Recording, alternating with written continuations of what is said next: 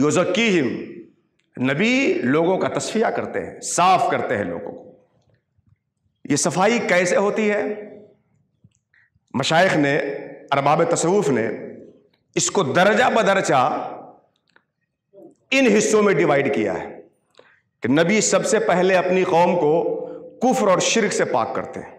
نبی جو تزکیہ کا ابھیان چلاتے ہیں تو سب سے پہلے کس کے خلاف؟ کفر و شرک کے خلاف۔ کفر کیا ہے؟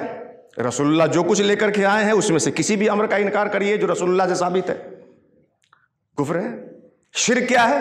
عبادت کے لائق اللہ رب العزت کے علاوہ کوئی نہیں ہے، جیسی اس کی ذات، جیسی اس کی صفت، ویسی کسی کی ذات و صفت نہیں ہے۔ کوئی عبادت کے لائق کسی کو مانے اور اس کی ذات و صفت کی طرح کسی کو تسلیم کرے تو یہ شرک ہے۔ تو نبی سب سے پہلے کفر و شرک سے اپنی قوم کے دل کو صاف کرتے ہیں۔ اللہ کا شکر ہے کہ اس نے ہمیں اور آپ کو کفر و شرک کی گندگی سے نجات فرما کر ایمان کی دولت سے سرفراز فرمایا ہے۔ مولا کریم مرتے دم تک اس نعمت کو ہمارے سینوں میں برقرار رکھے۔ جب کفر و شرک سے نبی اپنے قوم کو پاک کر لیتے ہیں تو دوسرے درجے پہ، جیسے فرسٹ کلاس میں پاس ہو جاتا ہے بچہ تو سیکنڈ کلاس میں، سیکنڈ میں پاس ہو جاتا ہے تو تھرڈ میں پاس ہوتا ہے تو فورتھ میں، اس طرح کر کے درجہ بدرجہ اسٹیپ بائی اسٹیپ جاتے ہیں نا۔ ایسے ہی پہلے کفر و شرک سے نبی پاک کر دیتے ہیں۔ کفر و شرک سے پاک کرنے کے بعد پاکی کا دوسرا مرحلہ یہ ہے کہ نبی اپنی قوم کے جسم اور اس کے ظاہر لباس کو پاک کرتے ہیں۔ راستے میں جا رہے تھے، پاؤں میں پخانہ لگ جائے، نجاست لگ جائے، کیسے صاف کریں گے؟ کتنی مرتبہ دھوئے؟ کہاں تک دھوئے؟ نبی بتا کر کے جسم کو صاف کرنے کا طریقہ سکھاتے۔ کپڑے پہ نجاست لگ گئی، مری ہے، دکھنے والی ہے، غیر مری ہے، نہ دکھنے والی ہے، کیسے صاف کریں؟ نبی اس صفائی کا طریقہ بتاتے ہیں۔ جب جسم اور کپڑا ان ظاہری گندگیوں سے صاف ہو جائے تو تیسرے درجے کی طہارت یہ ہے کہ نبی وضو کا طریقہ اور غسل کا طریقہ بتا کر کے نجاست حکمی سے پاک ہونے کا طریقہ بتاتے ہیں۔ نجاست حکمی، وضو بنا لیجئے، یہاں تک دھو لیجئے پاک، پاؤں دھو لیجئے پاک، سر کا مسح کر لیجئے پاک، جنابت سے پورا جسم ناپاک ہو گیا، حکمی طور پر غسل کر لیجئے پاک۔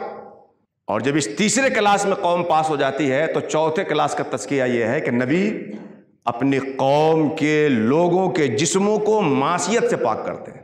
وضو تک تو بہت سے لوگ آ جاتے ہیں شامل تزکیے میں، لیکن اس کے بعد کی صورتحال ہماری ناگفتہ بے ہے۔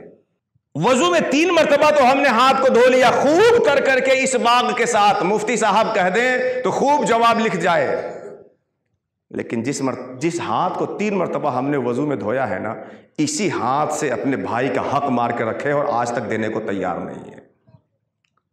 جس پاؤں کو ہم وضو میں 3 مرتبہ دھو لیے ہیں، اسی سے گناہ کی جگہوں پہ جا کر کے اپنے پاؤں کو گندا کر رہے ہیں۔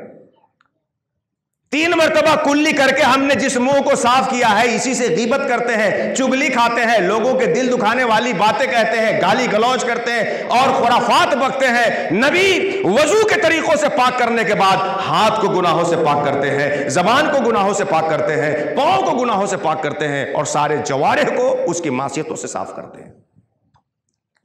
جب اس درجے سے آگے، اس درجے پہ امت فائز ہو گئی اور جسم گناہوں سے، معصیت سے پاک ہو گیا، تو اب اس کے بعد کا تزکیہ یہ ہے کہ نبی اپنے ماننے والے کے دل کو صاف کرتے ہیں، حسد سے، جلن سے، کذب سے، عجب سے، ریا سے، ساری چیزوں سے۔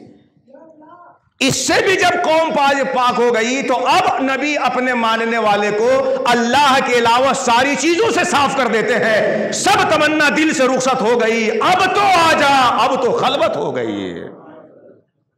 پھر نبی اپنے ماننے والے کے دل کو ماں سے واللہ ساری چیزوں سے صاف کر دیتے ہیں۔ جو اس ٹاپ کلاس پہ تزکیے پہ پہنچ جاتا ہے پھر اسے میت ربانی کا مجدِ جافزانی سنایا جاتا ہے۔